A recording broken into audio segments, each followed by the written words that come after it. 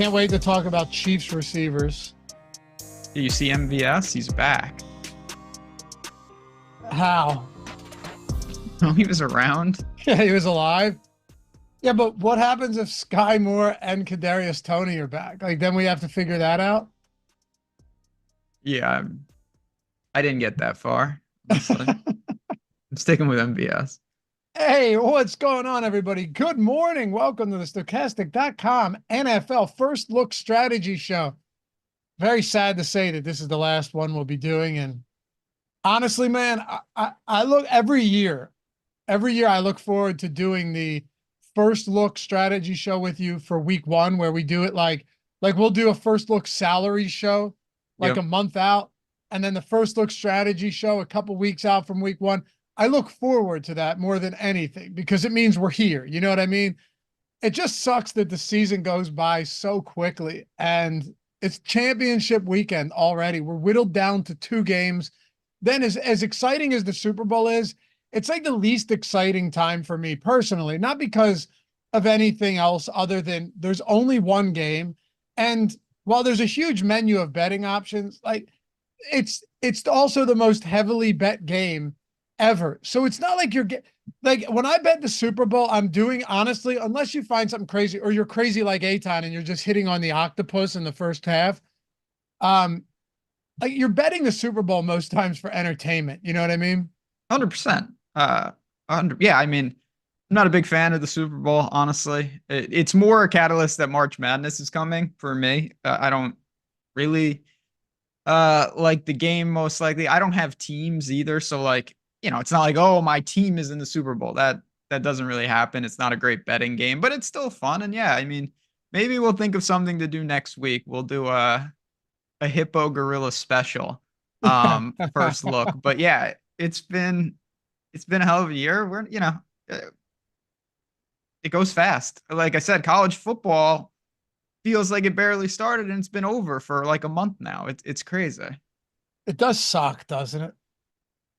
Yeah, it kind of sucks. Like I said, I bet a lot of different sports, so like I'm looking forward to some other stuff. You got the Olympics too, so that's sweet. And look, NBA has been awesome, especially with the Sims and the late swap tool. Like that we got the Sims tool for PGA. It's making my life way easier to where I'm just MMA, like, same thing. yeah, MMA, just like heavily invested in all of this, and it's been a lot more fun. It's just, you know what, maybe, and I don't know where you guys are at, by the way, glad to have you with us. Appreciate you guys tuning in as always, as we've done every single week. David Eckenrod said, better have some good banter to begin the show to make up for this lost 10 minutes of my life. The troll, as always, don't blame me, blame the guys before us. But congrats, David. I saw, brother. I saw with the $500 win yesterday. Yeah, man. He tweeted at us, low $500 NBA win. Appreciate the info, gents. Finally got the big one in the NBA streets. So naturally, I responded to him with right on time. But you know why I think this NFL season has been more fun than others? Yes, there are every year we have odd slates and odd weeks. And we've had some weird weather games where we've had like COVID season was crazy. But man, the second half of the season, we had football several weeks, like 5-6 weeks where you had like 4 different days of football. You know what I mean? You had Monday, Thursday, Saturday, Sunday, you know, main slate, showdown, 2-game Saturday slates, doubleheader Mondays. I feel like that's just made it more exciting to where every single week you're looking at some unique days where we can kind of just play DFS NFL where we didn't have that before. No doubt. I really am stunned that the NFL has not taken Friday. I really don't understand that. I keep thinking, because like traditionally this was my understanding, and maybe I'm wrong. I was always under the assumption that you've got Thursday. Friday is reserved for high school. That's why they don't do it. That's a thing, particularly in the South. Saturday is college. Right. You got Sunday and you got Monday. But it just seems like the NFL can do what they want. And if you took another team and put them on Friday, like a Friday night football game would crush. It'd be awesome. And do you ever really need more than 9 or 10 games on a Sunday from 1 to 4? Block one game from 1 o'clock and isolate it. I mean, how huge would that be? Be awesome. Not to mention, it would be great for you and me because the fewer games on a main slate, the better. Like, Dude, how sick would it be to have 9, 10 game main slates other It'd be than the perfect. non-bye weeks, but across almost uniformly across the board? That'd be so sick. Yeah, extra showdown. They could do Thursday, Friday, two gamers. Hell yeah. House like that would be. I'm really surprised that that's not like floated. I look, the schedule makers, instead of spending their time trying to figure out which team is going to be the darling this year and scheduling them 14 times for prime time, like the Broncos, like the Jets. Granted, Nice job. like the Jets, I don't blame them because Aaron Rodgers, but maybe just don't schedule them 8 times and you never have to worry about that, right? Like maybe just don't schedule a team 8 times and you don't have to worry about them underperforming or getting hurt. Like you know what I mean? Oh, I know what you mean. Yeah, So I here's mean, what I'm thinking. If the schedule makers and all of their genius, they got to find a way to do weekly Monday night doubleheaders or with that. just like an East Coast or a Midwest game. You know what I mean? Like and then a West Coast game. How sick Yeah, would that be every week? I would be for that. I really enjoyed it was the Packers and the Giants, I want to say, and Titans Dolphins. They did Yeah. it that week and it was awesome. Titans won, right? Didn't Titans beat the Yeah, Dolphins? yeah, that screwed up everything. And the That Giants literally beat the Packers. yeah, that was a Tommy DeVito crazy. stole a soul. He certainly did. A good one. One of the more turned out to be a very good soul because the Packers are good. Man, I have to ask you before we get into this. By the way, do you have any goblins of the week? I have one. Now, it's not like severe goblin of the week. Let me just give it to you because we'll get Okay. into our bets at the end, and I want to get your thoughts on Brock Purdy and what we saw last week. I do have one. Sean McDermott. And I'll tell you why. Oh yeah, I got a good one actually. Go ahead. The DeMar Hamlin fake punt, Yeah, that was bad. dude, I'm telling you, it just felt like they were trying to create a narrative. Let me get a little conspiratorial on you for a second. Great. Why in the world are you doing that? The talk of the town all year to start the season was DeMar Hamlin, and now you're in the postseason, second round, and it's like, yo, this guy's probably not in the league next year. You know what I mean? They got banged up secondary. He's not even getting on the field, but he is on special teams. We should go for it on fourth down with DeMar Hamlin. And then when he makes it, oh my God, what now? It's everywhere. Sports Center, top 10. What's number one? You better believe it's going to be DeMar Hamlin on a fake punt. Am I wrong about that? Like, you know it would be, right? So a couple of things here. Indulge me. I will indulge you. One, it would be a lot bigger story if the Chiefs didn't fumble out of the back of the end zone right after. Because ultimately it didn't matter as much as it would have. But still a bad decision. Horrible decision. Now, all the geniuses, by the way, I do want to take a shot at all the geniuses that I thought he was a hologram, so he couldn't be tackled. Turns out, guess not, because he's supposed to go right down the end zone since he's a hologram. That's probably what the Bills were playing for. So I'm interested to see how they reconcile that on Twitter. But yeah, but how would a hologram hold on to the football? well, that could have been a problem too. If he would have just imagine if he would have just straight fumbled, like it looked like he just like couldn't grasp the ball. Now that would be a story. It'd be even worse if someone just picked him up and he's just. That also would have been bad. A lot of bad things, but it was an awful call. There's no doubt about that. I'm going to give you a goblin of the week, which. But hold on a second. Okay, keep do going. You not think? Do you think there was some element of that play being like a boy, if this works, imagine the story? So in all seriousness, this is what I'll say. I think there's no chance that they ran that play because of that, but I do think there is a chance they knew they wanted to run that play and they figured it really doesn't matter who. That's what I'm saying. So let's give it to him. Let's give it to him. That's what I'm saying. Okay, so we're 100% on the same page. Yes. They're not calling a fake punt to get him the ball, but if they're going to call a fake punt, they might as well give him the ball. Yes. Oh, man, come to the dark side, baby. Yeah, look, it was – no. All I'm saying, I don't think they had the Hamlin special, ready to go in the divisional round. No. But to your point, this is what I'm saying. when you decide to run something like that, who better to give it to? I agree with that. I do. Right. Yeah. That's what it is. And if I know if you agree with this, it's got legs. Yeah. I don't All right, agree that hit he, me. like I said, turns out not a hologram. That's my biggest takeaway. A hologram couldn't hold the ball though, dude. Idiots. Anyway, my goblin Wait, of the week. were people saying he was a hologram? Oh yeah. Oh yeah. Yeah, you must have missed that. All right, Which go I'm ahead. surprised with what your For You must look like. I'm surprised it wasn't all over it, but that's neither here nor there. Goblin of the week for me. This is something that it was talked about a little bit. This should never be a goblin of the week. And would it have mattered? Probably not. I don't know if you caught this. The Buccaneers refused to take their last time out for no reason. I saw somebody showing that was like a mess up on the screen that they already took it. No, they didn't. For sure. Yeah, well, that would be even worse because then their coach is a moron because his explanation after the game made no sense on top of that. Because the right explanation there would be we had no timeouts. His was the game was over. We had not a gentleman's agreement, but at that point, there's no reason to call it, which is inaccurate because there's 30. The Lions also are goblins because they could have taken it all the way down and they didn't. They just knelt. They knelt with 15 seconds left on the play clock, and there was 36 seconds left on the game clock, and you didn't call timeout. You got to call timeout. Was that on third down that they kneeled? Yes. Yes. So you're telling me that there would have been 30 plus seconds left on the clock? Yes. Yes. Down and one. Now, for the record, the Lions were in field goal range. If they kick a field goal and make it, the game's over. Of course, but still, they could miss it. It's playoffs, man. Like you fight to the end there. You call timeout. You have to. That's crazy. Yeah. He didn't want. Thank you. Look at chat. He didn't want to delay the inevitable. Well, the inevitable is you're going to get fired because you don't know what you're doing. Yo, that's a good goblin.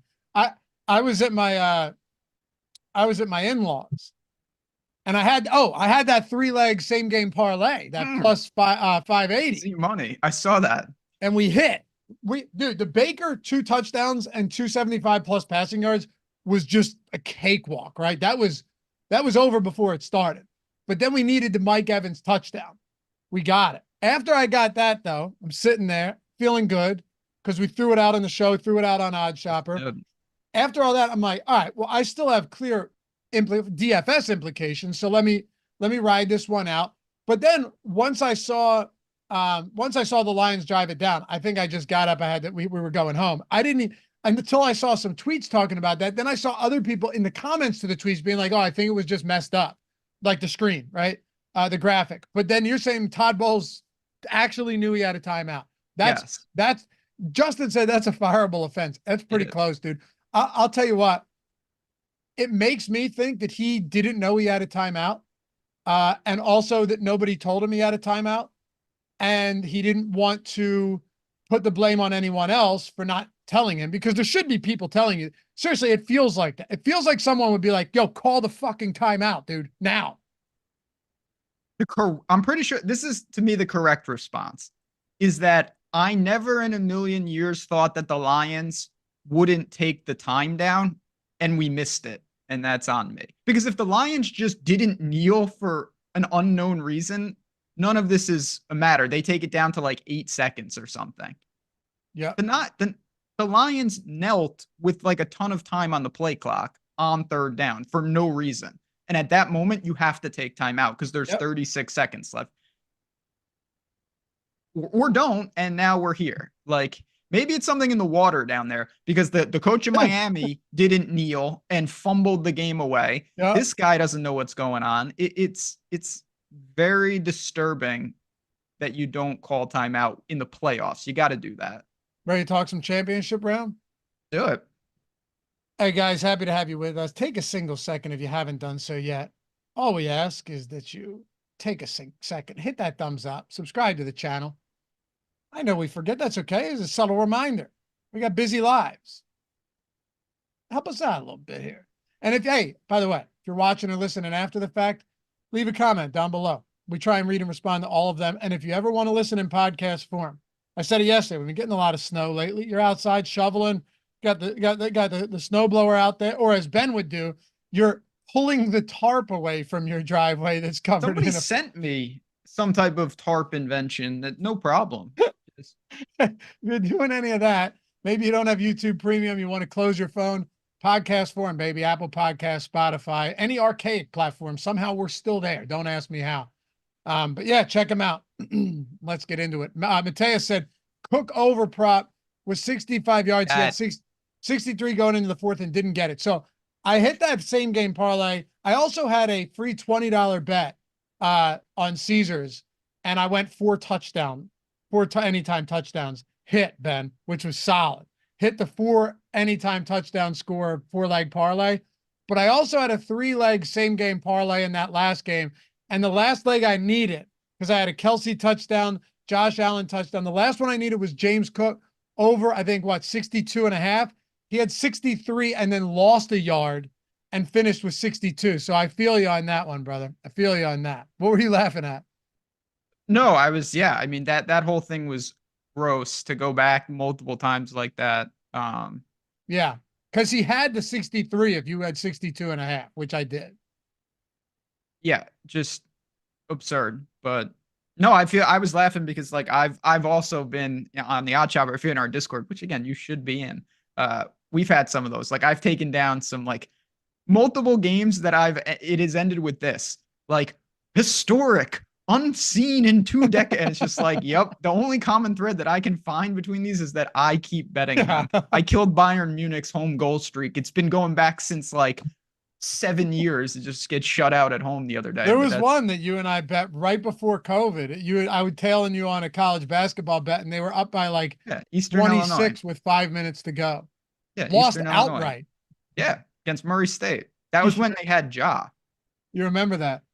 Yeah. That's when Murray State had Ja, and it was just a typical Tuesday over here. But that's neither here nor there. Look, that's why the books will pay out touchdown props right away. I'm gonna find that box score and I'm gonna put it on the screen. Do it. They'll pay, but they won't pay out yardage totals like that when the game is live because you can always go backwards. All right, let's do it. We're talking quarterbacks, Ben. I'll let you pull that up while I get into this. One other thing I noticed. Did you guys notice this? Okay, so like, Ben, who would you say are the 4 best tight ends in football? 4 best tight ends in football? Kittle. Mm-hmm. I would put Mark Andrews in there. Mm-hmm. I know that he's often banged up. I mean, obviously, are you asking if Laporta belongs in there? Because I don't think I'm saying he does. Obviously Kelsey. I still think he's in there. And I think it's Laporta. Okay. I'd probably go like Hawkinson. Hawkinson's solid. Yeah. Honestly, I think that we're going to find out that it's McBride, but not yet. Okay. Not yet. Yeah. And Njoku had a great resurgence, but like, okay. All I'm saying is you could make an argument that the 4 guys I just named are top 4, right, in the league. You can make an argument for that. Absolutely. Well, they're all on this slate. Wait till you see the screenshot. Yeah, they are on the slate. Massive crazy, tight end depth. So you have Andrews coming back, Kelsey, Laporta, and you have Kittle all on the same slate of 4 games. The final 4 teams all have an elite tight end. So it makes it an interesting slate, but we can talk quarterbacks here and get into this off the top. Lamar Jackson was spectacular against Houston. You were right. They ended up routing them. Good thing I teased those 2 down because not that one, but San Francisco only won by a field goal. Teased that to 2.5. Wouldn't have looked good otherwise. What are we doing at the quarterback position where you've got Lamar against KC? None of these are particularly good matchups, really, outside of Brock Purdy against Detroit. And Brock Purdy did not look particularly good last week. Not to mention, Brock Purdy also may not have Deebo Samuel. So we'll pay close attention to that Deebo Samuel news because that could turn into a lot of Juwan Jennings. What are we doing at quarterback? I have some real thoughts going into this weekend. Yeah, I mean, listen, you're in the championship game. So you got 4 quarterbacks that know what they're doing. The trickiest part right off the bat, you're going to see a lot more of this week because it just worked. Lamar last week, naked was the move. He actually didn't somehow stack great with anybody. You You're gonna see a lot of called it. people, You called it. You said you would run some Lamar +1, which I did. I didn't have or, him naked though. you did say, it's funny because on the show you said you would absolutely consider a solo, just And naked Lamar Jackson. And that's what you like. Isaiah likely wasn't winning anything for you. that was the killer though. When we did the show, I thought Andrews was gonna play. Right. And Right. that screwed everything up because the cheap price point really funneled me to I got skinny Of with Lamar course. and Likely. And likely Um, wasn't terrible. He still had like 11 or 12, but it wasn't domination. And it wasn't like there wasn't enough of an attachment to Lamar for it to be necessary. because Kittle and Kelsey also played Exactly. really well. So that was where it was tricky. Now, paying down a And quarterback, Laporta had a decent game too. he did, yeah. And we said last week paying down a quarterback was pretty interesting with Baker, and that worked out great. I think it's kind of the same thing with Goff this week. I know he's got to hit the road, but San Francisco's defense, listen, it's the Niners. I do think they're going to play well. They're not invincible by any stretch. Goff's going to have his shots, and if he throws the ball 43 times again, he's going to make value at 63. Where do you go? I think you kind of go wherever the pricing takes you. I do think Debo in or out is a big catalyst to how much Purdy I want, though. I'll say that much. Yeah, because Purdy is not the type of guy that is creating production. Purdy's not Baker Mayfield. You know what I mean? Yo, for real though, Baker makes some. That dude has a cannon of an arm. He battles. I don't like Baker whatsoever, but You don't have to, battles. but listen, if you're coming in to a Baker Mayfield led offense, might take you a little while to get used to the zip that he's got on his arm. I mean, seriously, he rockets them. He throws some lasers. I give him that. And listen, against the Eagles and against Detroit, Baker was ripping them 20, 30 yards downfield. I mean, I give a lot of credit to Baker this season. I really do. You don't have to like him. You have to at least look at what he did this year on like a contract where he was clearly just a get us through this season type of player. Took him into the second round, and in my opinion, by no fault of his own did they lose that game. Like, was he perfect? No, he's still Baker Mayfield, but he threw for 300 plus yards and 3 touchdowns and kept them competitive on the road. Very, very competitive. They were in that game. If they play that game 10 times, the Bucks are winning more than 1 or 2. I'll tell you that much. For sure. So I get it. I think for me, it's almost backwards. I always say the other thing. Almost every week when we talk about quarterbacks, I say, Lamar can get you there, isolated points, the rushing upside. I'm going to flip it this week because everyone's looking at that. If Lamar does not rush for 100 yards, how big of an advantage is it going to be to not play him?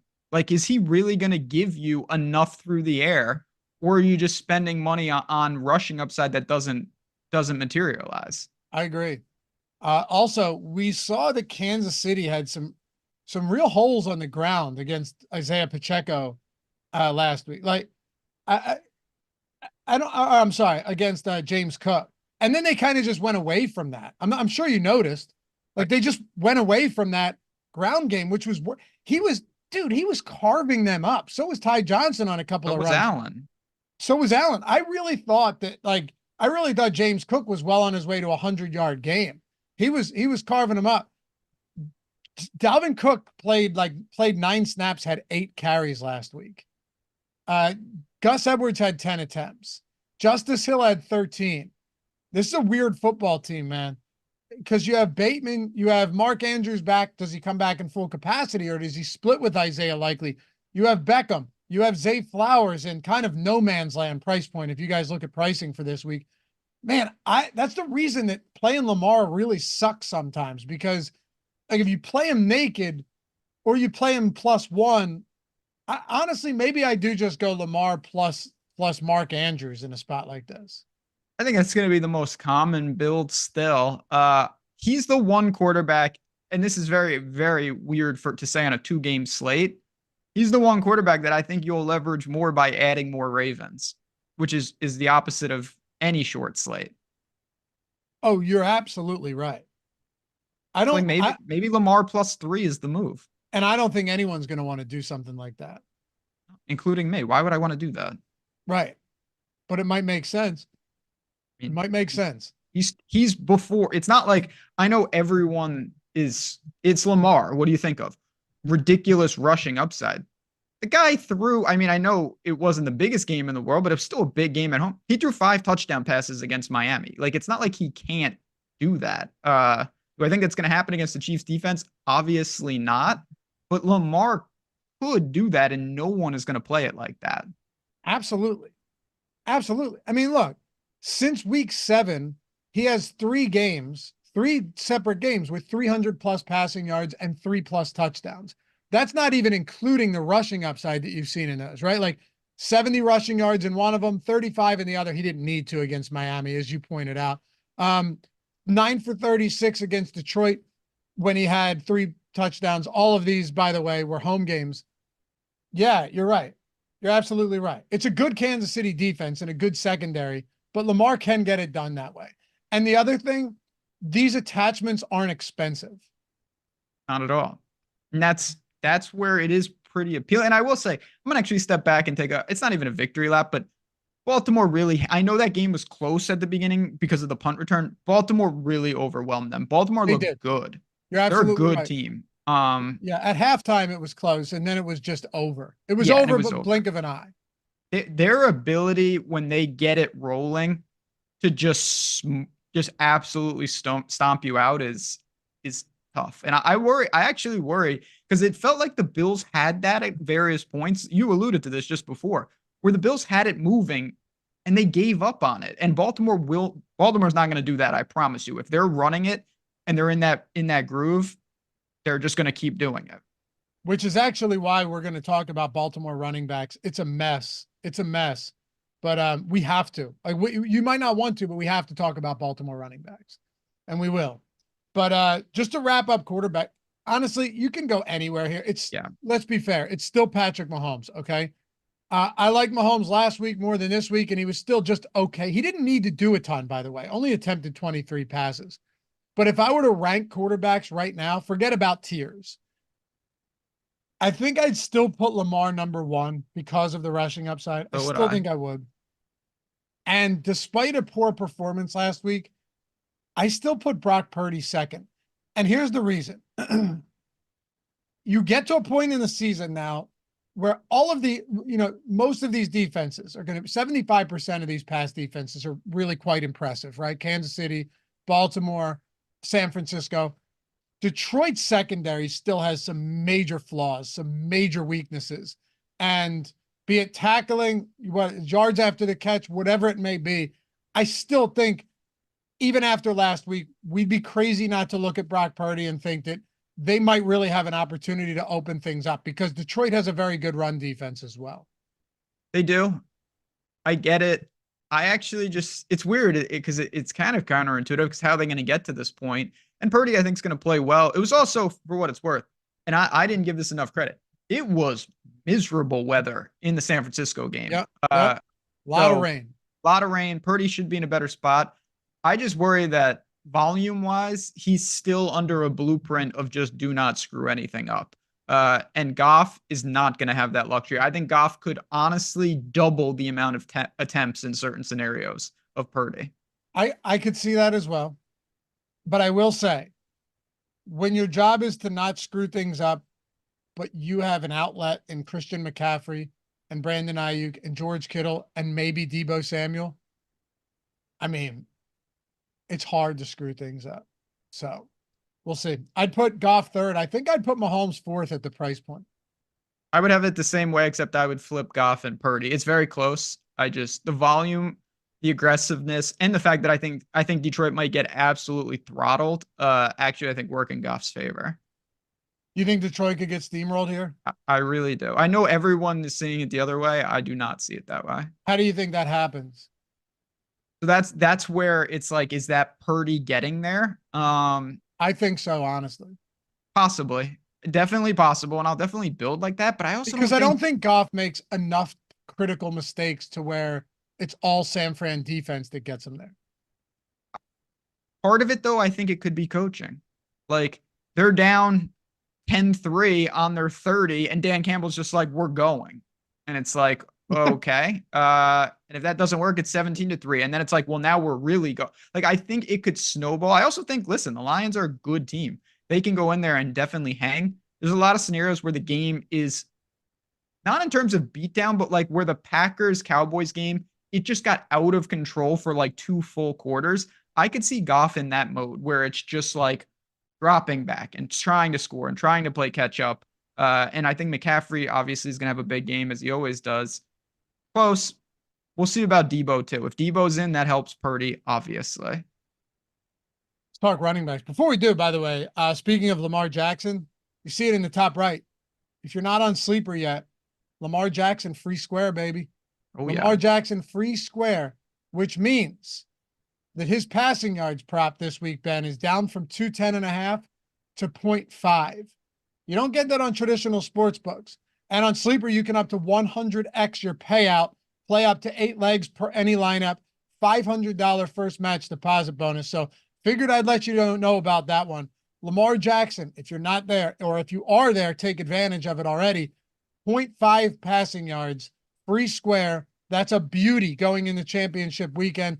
Loaded into anything, whether it's 3 NFL, 2 NBA on a 5-leg card, whatever. You want to throw any other sport in there, you can up to 100 extra entry. Plus, like I said, you're getting up to a $500 first match deposit bonus. So even if you only have 50, it's still 100. It's still 200 if you have 100. If you have the 500, that's a massive bonus. But if nothing else, $10, $20, you're still doubling it, and you're still getting Lamar Jackson free square at a half a yard. Can't stress enough how important it is to shop around on these pick'em sites, Ben. You can't just be on one of them and expect to get plus EV plays every week, every day. That's again, if you're in our Discord and part of Odd Shopper Premium, one of the number one questions I get all the time is how to approach pick'em sites. And the number one answer is take the 0.5s, the layups, and start there. If you just go around the sites, you can get 3 or 4 of those a week, depending on what sites, if you add them all together. And Sleeper is certainly in that mix. Great opportunity, no doubt about it. Also, you're getting more than 4 of them a week with football playoffs too.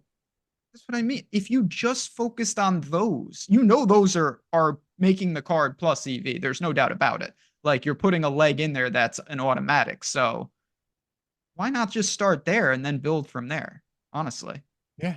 I'll admit it. I don't do enough of that. I try to stay on top of it and I miss some. It is as good of a spot as you could put yourself in. Link in the description. Link in chat. You're trying to get the $500 first match deposit bonus, the free pick. I bet Eastern Illinois. I found the game, by the way. Check it out if you haven't been there yet. It's a good one, man.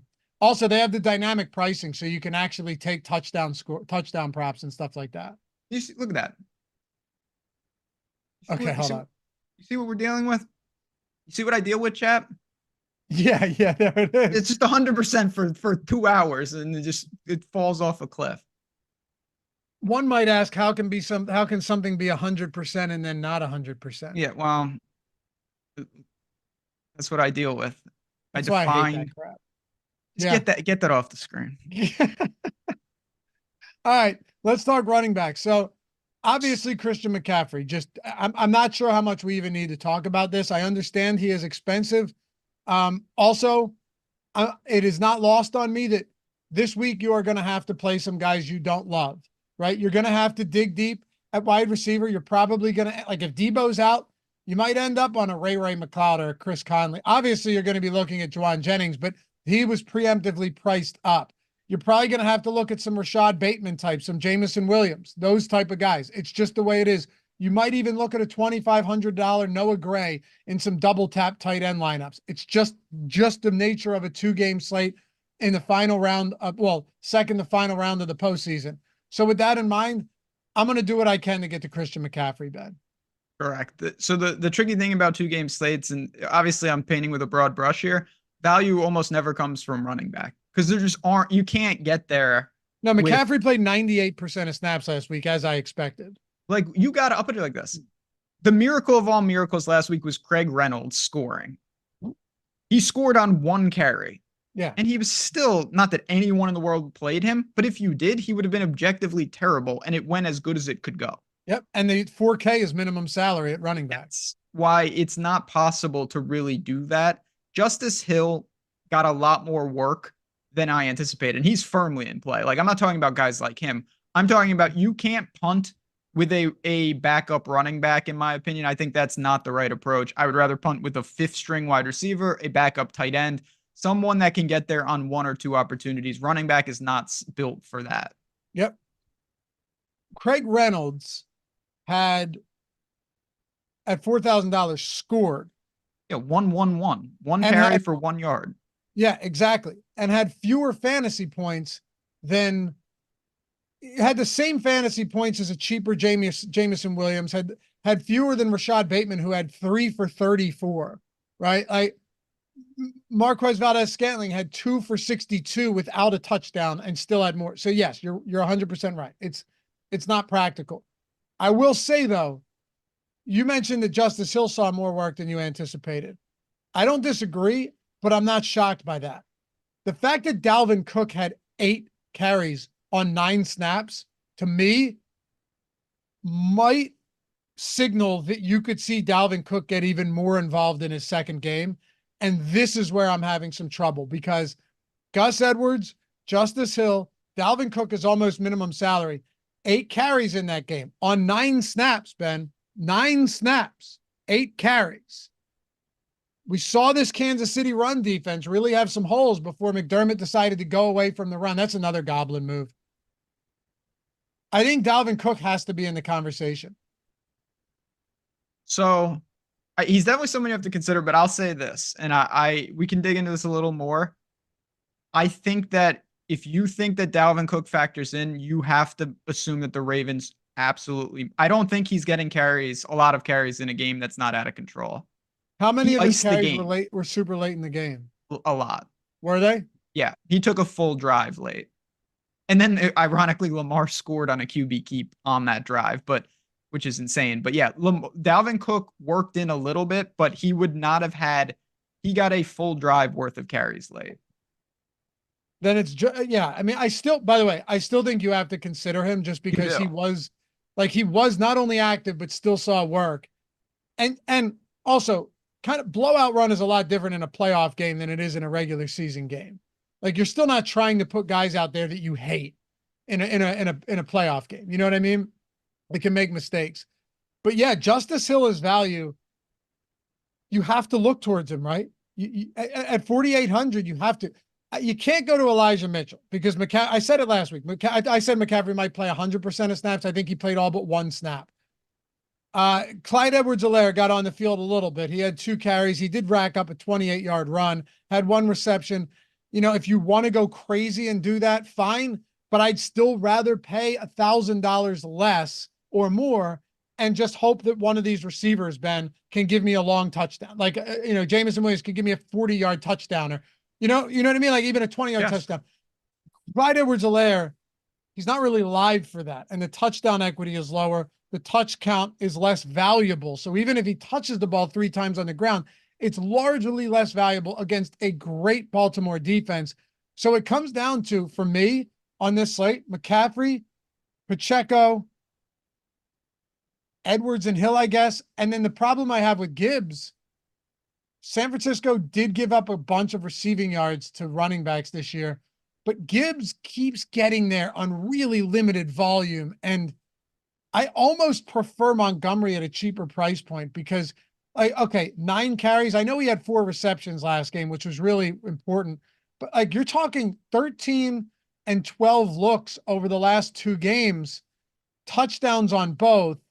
If Jahmyr Gibbs isn't scoring at that price point against this San Francisco defense, you'd be looking at you're just 100% banking on efficiency every single week with him. A lot of risk. It's a dangerous game. Now he's really good, so he can get there. Of course, so elusive. Super, super good. Just a dangerous game. The problem with Gibbs is there's not a lot of middle ground. If it doesn't go right on limited volume, you're getting like 4 and he's done. And that's just the game you play. He obviously belongs in the pool. There's no doubt about it, but that's because running back is super limited. I think this is definitely a week, by the way. I don't say this often, but this is not a normal week. Like, if you want to just say I'm locking McCaffrey and I'll figure out one other running back to win some weird flex lineups, I think that's a pretty reasonable approach. I I think I'll be doing a lot. I think that's very much. I might lock him. I haven't decided, but it's not impossible that I just say, you know what, I'm just going to not worry about that. He's going to be part of an optimal. You may not need to lock him. If you're using the Sims, you may just get 95%. Yeah, that's also true. It may do it for me. Yeah, I think it probably will. What about Pacheco though? It's a tough spot, but you know what? You can't really be choosy here on a slate like this. No, definitely. I mean, I love Pacheco. I've been playing him all. The problem last week was there was just so many guys in that range. This guy is a tank. He is so good. He runs so hard. He scores. He can catch the ball if they ask him to. He's the opposite of Gibbs to me in every way. I would be stunned if he has a bad game. I also don't think unless he really gets going, he doesn't have that like monster upside as much. But Pacheco is to me the clear second. You have McCaffrey as, tier 1, and Pacheco to me is the next best option. I agree. David said thoughts on a true punt that could put up 0 but allows studs everywhere else. Dude, that's not just a theory here. That's going to be something you're doing. Unless we get crazy news, that's going to be something you're doing. Like, very possible that you're playing Ray McLeod or Chris Conley if Debo's out. They could get blanked and everything could go to Kittle, Ayuk, McCaffrey, and Juwan Jennings. Mecole Hardman. You might just end up playing Mecole Hardman at $3,000, $3,400 MVS. That's just the way this slate's going to break down, in my opinion, Ben. You're just going to have to bite the bullet. And none of the guys you mentioned were running backs. No. Because to me, that's not even a true punt. Yep. Like, I would much rather punt Noah Gray than any cheap running back on this slate. It's not even a question. No, he's punting running back is closer. I mean, I'm making an extreme example. Punting running back is closer to punting quarterback than it is to punting receiver. Yeah. Like, you can't punt with a backup quarterback, obviously. That doesn't work for obvious reasons. Like, running back is, unless you really see a path, and I would not touch any of these guys that don't have secure volume. Neither would I. Because the touches are so much less valuable too. That's the problem with Dalvin Cook, is while I mentioned that you have to at least consider it, only because it's a 2-game slate, the team already doesn't pass to running backs. You already have a running back in Lamar Jackson, and then Gus Edwards and Justice Hill, and neither of those guys are getting any volume in the passing game. So, yeah, I mean, that's gross, man. Like I said, Noah Gray ran 13 routes last week, okay? Ran 13 routes. Granted, Kelsey ran 23, Rashee Rice ran 19. So it's not like 13 is anything crazy on a day where Mahomes only threw 23 times. I think Noah Gray might be the best punt on this slate. Oh, yeah, Noah Gray. I mean, he's in an offense, too, that is very prone to, like, mix it up around the goal line. They do a lot 100%. Of weird stuff, and that's what you're asking, because, like, what are you asking for? One red zone target. That's it. One red zone target. That's all. And by the way, at 2,500, if you have 1 for 7 and a touchdown, it's a lot different. Yeah, it's almost 4x. 4K, 1 for 1 and a rushing touchdown. A lot different. Yep. Oh, yeah. Anyway, anything else on running back here? We can rank them too. I think I would definitely still put Pacheco second. So would I. I think I'm going David Montgomery third though. I'm going Gibbs third. Okay. Would you go Montgomery 4 then? No, I would go Edwards 4. Really? Yep. What about Hill or Montgomery? I would go Hill 5. I don't like Montgomery. Okay. This goes back to, I really think that the Lions have a pretty good chance to just be phased out of anything they want to do. I get that. I think it's possible too, but I think Montgomery's position as a goal line back is still valuable, and I still think it's a good offense. I mean, there's no arguing that. It is secure, I'd say. Like, I think they could get phased out of the run, and then they still get it down to the 5, and Montgomery's getting multiple opportunities. Yeah, there's a chance of that for sure. But it seems like when the Lions are trailing, their red zone offense turns into just like outrageous, for sure, like just crazy plays. DJ Doomy, how many points does Gray need to pay off his salary? it doesn't really work like that because if this ends up being a low scoring weekend, Noah 0. Gray could give you 8 at the flat. Now, I don't think I have much interest in going Noah Gray at tight end. We'll see. For me, it would probably be with another tight end, like especially if Debo's out. Well, maybe, Yeah. yeah, I still think I'd want more Kittle. I don't know. We'll see. It could result in just more cheap wide receivers as well for San Francisco. But I don't think there's a good answer for that. He could give you 7 and be fine. He could give you 0 and be Yeah. fine. Yeah. Like it. Right. And he also, on the flip side, like he could give you 12, which is an amazing return. And it's just not good enough because 2 tight ends, good tight ends, went gave nuclear. you 18 or 20, and there's just no way to make up the points. Well, I think if he had 12 and other tight ends at like 18 or 20 at their price points, 12 would still be valuable. But if Kittle and Kelsey nuke, you need them both. Yeah, and probably, but this is where there's a domino effect. Not if like Ray McLeod gives you 18. Like if there's other value that also does well, then you don't need to make up the raw points from tight end. Right. So exactly. That's but why it's a tough question to There's like a million answer. different variables because there's a million different variables here that like, oh, you had 2 tight ends that were good, but then really what you needed was Amon-Ra St. Brown and Brandon there's just, it could go a million different ways. Final thoughts on this backfield for Baltimore. I got to hold your feet to the fire here and see where you're going with them. I think that Justice Hill is the perfect type of pay down guy because he doesn't need volume. He may get some, but you give him those swing passes. He's an explosive player. He could really free up some salary for you. You can attach him to Lamar. I think running him without Lamar is super interesting because everyone is saying the same thing. Oh, I'll attach him to Lamar. Like, what if you just run Justice Hill?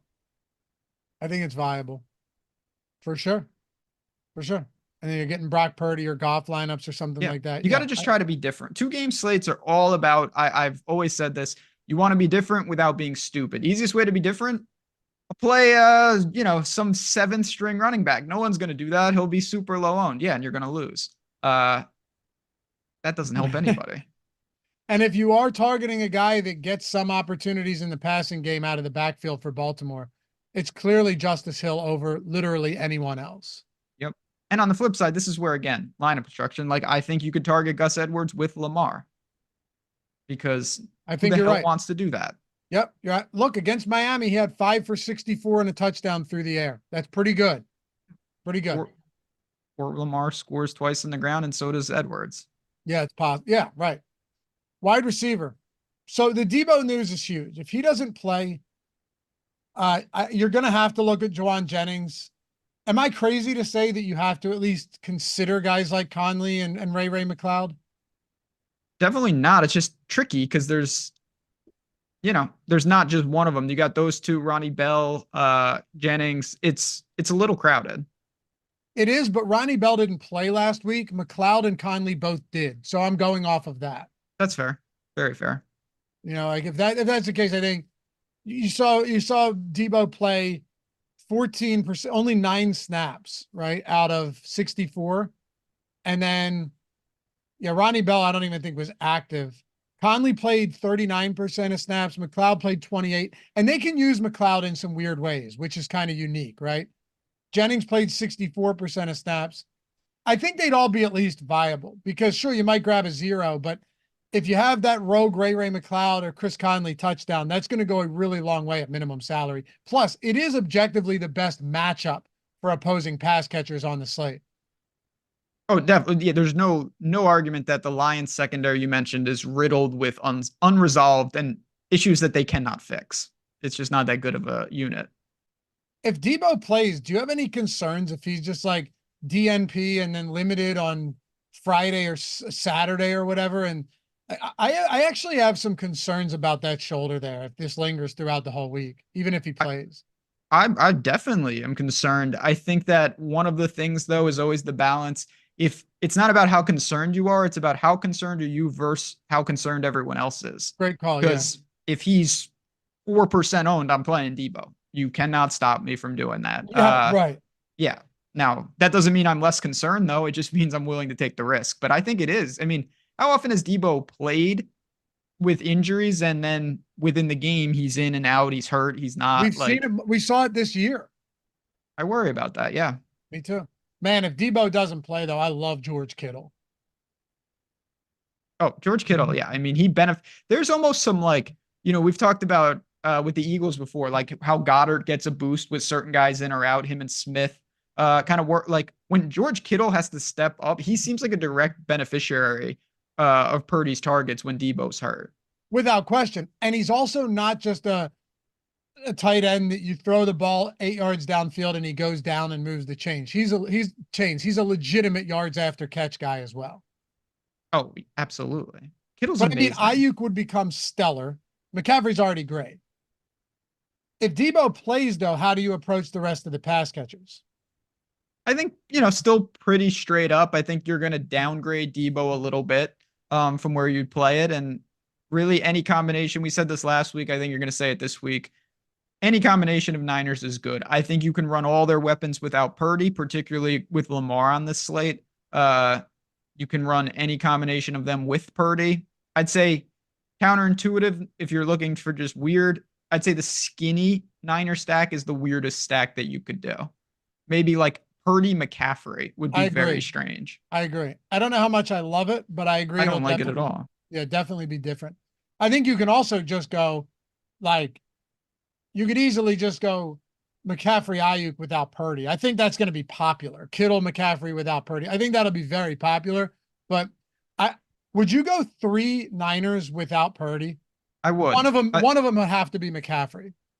Yeah, I have no problem with. Again, is it like the most logical thing in my mind? No, but particularly with Lamar, there is a chance that Lamar just goes so crazy that it doesn't matter what any stack does. You just want Lamar. Well, that happened last week. Like it was like, oh, all these stacks are amazing. It didn't matter. You just wanted Lamar, and you'll figure out the rest. You could have had 5 Buccaneers with Lamar, and it would have worked out.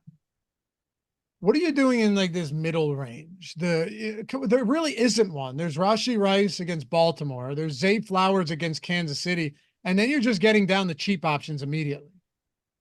It is. I mean, there's one guy in the 5K range in the whole slate, and it's Zay Flowers.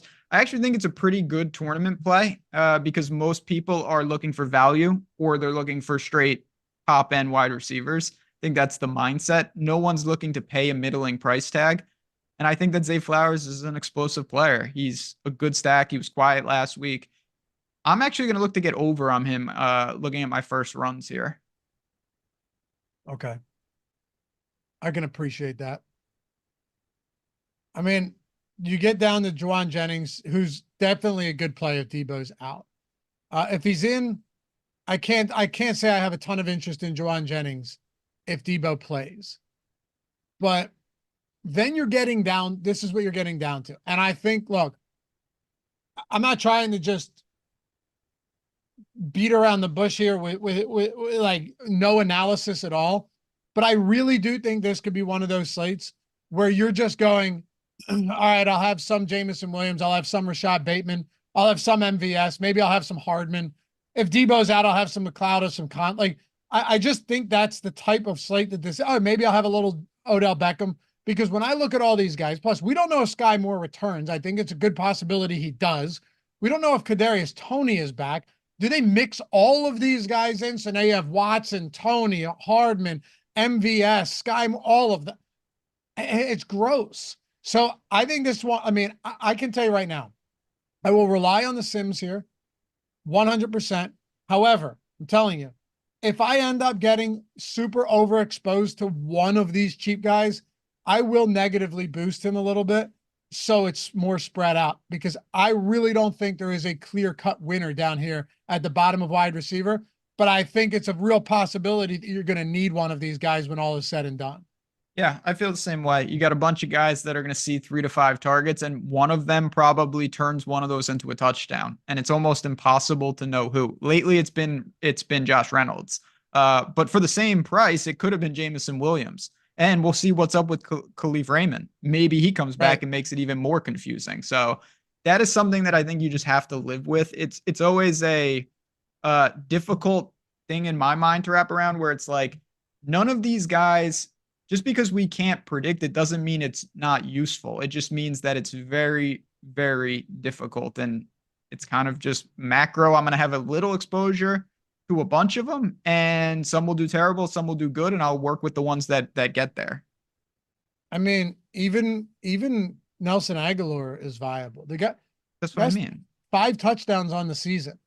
And Lamar will look to him once they get into the red zone, Ben. Like, that's just another example of a guy where if Aguilar has 10, if he has, 3, if he has 2 for 20 and a touchdown, that could be very valuable on a slate like this. So yeah, I'm spreading out exposures.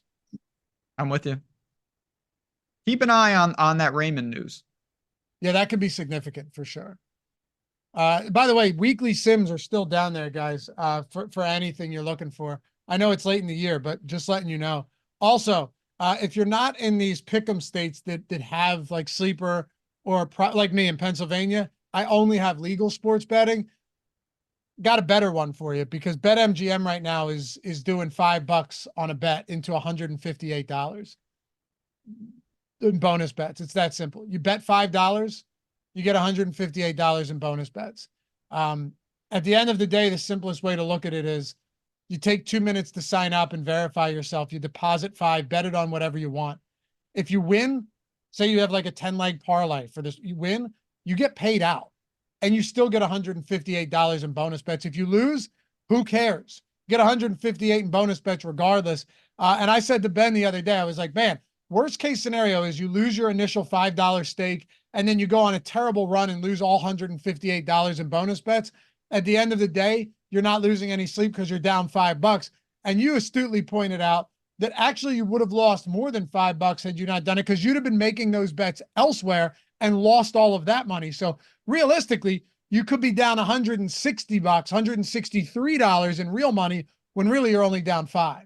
Yeah, that's the beauty of bonus bets. It's not just that you get them, it's that it's going to replace bets that I don't know about you. I would have made those bets. I don't just like invent bets for them. I'm like, oh, sweet, I was going to bet this and now I can use my bonus bet. So yeah, it's a $10, throw in $10, bet 5 and you are in business. Really good opportunity. We see this every year. And Luffy, I know you know this because we kind of work in the industry at this point. When the NFL ends, these offers are going to go away. They're not stupid. They're not going to throw them for baseball. So if you want to build your bankroll, now is honestly the time to do it with these type of things. You probably won't get them until like college football, started, maybe NBA playoffs, maybe. And that's unlikely too. Maybe March Madness, but that you don't know. This not the same as NFL. It's never the same. So bet 5, get 158 in bonus bets. Link is in the description and in chat if you're looking to take advantage of that. And remember, got to be 21 years or older to gamble. If you have a gambling problem, please call or text 1-800-GAMBLER. All right, tight end. This is kind of simple for me, and I don't know how much I need to say. On one hand, I do think Noah Gray is viable. Okay, I really do. Just knowing what we know right now, minimum salary at tight end is $2,500. That's $500 less than minimum salary at wide receiver. It's $1,500 less than minimum salary at running back. Ben pointed it out earlier. That's huge, especially if a guy like Gray finds the end zone and has 2 for 20 and a score. That goes a long way. I already like George Kittle. He would be by far my number 1 tight end if Deebo Samuel is out, though, by far. Oh yeah, I mean, there's no doubt. I thought you were gonna. I'm sorry, I thought you were gonna talk about Andrews a little bit because he's the mystery. I'm letting you do that. I'm okay. Just all I was saying is what I already mentioned, that Noah Gray and George Kittle, I think have real utility. George Kittle would be amazing if Deebo's out, and popular, obviously. No doubt about it. Obviously, Kelsey is the most expensive. He showed real life last week. He's going to be busy. They're going to have to try to get him the ball.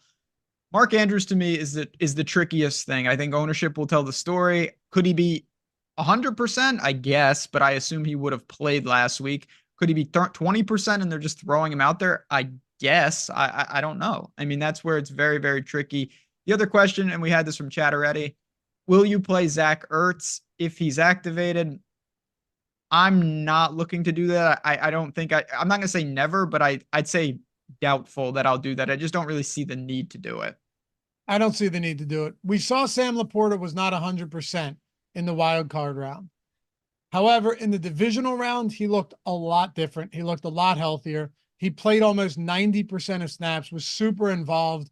Didn't he have 9 receptions, I think, on like 11 targets? Bringing in Zach Ertz is nice and all, but I mean, even in Arizona, even when he was getting targeted heavily, by the way, Zach Ertz is not a yards after the catch guy at all. Like, this is a 5-6 yard reception, 5-8. And I don't know, man. If I end up being wrong that they target Zach Ertz in the end zone and he scores, then so be it. I can live with that. They also, so a couple of things here. He's also not even the minimum. Like, I'd rather just go to $2,500 gray. Yeah, this is all the talk about all this is because Brock Wright got hurt. They also brought in Ferkster. Like, I don't think it's just a given that it's Ertz, and this is just an unnecessary risk for me, something I'm basically ignoring. Me too. If I'm ranking these guys, I'm going. So difficult to rank them. It's so tough. Well, you agree Kittle won if Debo's out. No? Yeah. Kittle, it's Kittle, Kelsey, Laporta, Andrews for me, but that's really difficult. I think I'd still put Kittle number 1, regardless. Kelsey number 2, Laporta 3, Andrews 4. However, if Andrews' ownership is really tamped down by the uncertainty of his workload, like you were talking about with Debo, then I absolutely want to get to more Mark Andrews. I can say that right now. I would absolutely be interested in getting to more Mark Andrews if he is low owned because no one really knows what's going on with him. Yeah, I mean, again, that is always huge. And related to that question we just had, what if Noah Gray is pulling significant ownership? I'd be more likely to just not punt a tight end than play another punt tight end. Oh yeah, I don't think there are any other viable. Like, I'm not going to pivot to Ertz. Oh, he's asking like, is Ertz the pivot? Which makes sense. I would build differently before I pivoted to Ertz. Same. Yeah, I would. Yeah. I mean, I already think I'm probably going to end up, I don't know this, but my guess is I end up with a lot of 2 tight end lineups because I don't really see why Laporta and Kittle should be, cheaper than Zay Flowers, for example, right? Even Rashee Rice being 1,300, 1,200 or whatever more than those guys. I don't really see why Ayuk should be $1,600 more than Kittle, although I love Brandon Ayuk in a spot like this. All I'm saying is that the tight end pricing is just cheaper in general. Yep. If you stuck a wide receiver title on Sam Laporta or on Mark Andrews or on George Kittle, dude, I don't think they're $5,200, $5,300. No, it's just position scarcity, honestly. Like, and for this slate in particular, you're going to see a ton of people double at the tight end because you should. They're by far the most favorable position on this slate, and I'm fine with that. I think that's going to be one of the fascinating builds of the week, which is like, how can we break this down? We're going to obviously be back and talking about it as we get closer to kickoff on Sunday, baby. And then we got the Sim Strategy show on Friday. Tournament strategy Saturday. We got a lot coming up for you guys. Of course, a lot of stuff going on today as well. NBA Deeper Dive live before a lock for tonight's slate. Do you have any golf content going on today? Yesterday, golf is live because of the NFL. They didn't want to go up against NFL, so golf is Wednesday. So they went Saturday. Wednesday through Saturday. We did our show yesterday. You can obviously check that out, and about the golf sims. All the tools you're seeing for NFL, they're in the PGA streets. It's what we're doing right now, and it's changing the game. I'm very excited about it. No doubt, man. Appreciate you guys hanging out as always. Follow Ben at JazzRaz DFS on Twitter if you're not already. Me at Lafay_D. Shout out to Jordan for producing this one, and we'll see you back here for the next one. Ben and I will be back on Sunday breaking this all down once again, and we'll definitely have a lot more information. So be sure to join us. Later, guys. Have a great rest of the day.